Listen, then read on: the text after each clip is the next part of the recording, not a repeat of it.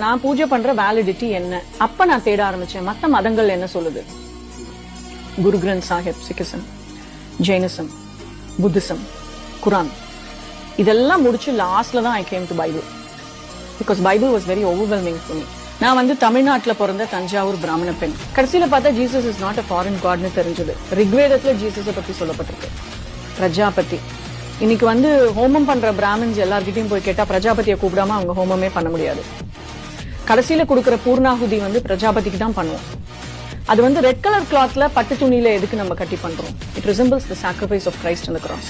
So இதெல்லாம் தெரிஞ்சோன்னா I was very very surprised. I was like wow, I never knew this. அப்போ நான் என்னோட ரிலீஜனை நான் தெரியாம பிராக்டிஸ் பண்ணிருக்கேன்.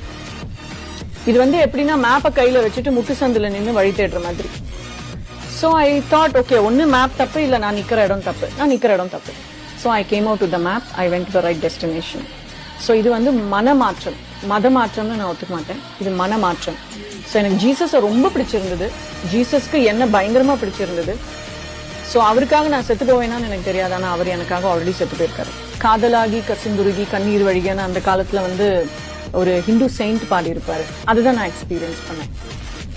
அவருடைய காதல்ல நான் காதலாகி, அவருடைய உருக்கத்துல நான் கசிந்துருகி, அவருடைய கண்ணீர்ல நான் கண்ணீர் மல்க ஏத்துக்கிட்ட ஒரு கடவுள் தான் இயேசுநாதர்.